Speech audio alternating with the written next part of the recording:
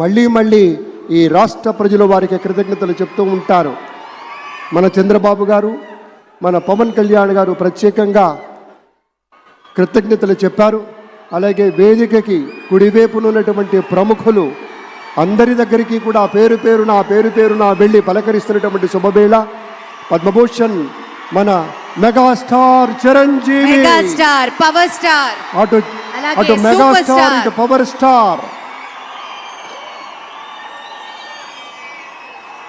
ఇది అరుదైనటువంటి చిత్రం. అలాగే మన పెద్దలు బాలయ్య బాబు గారు,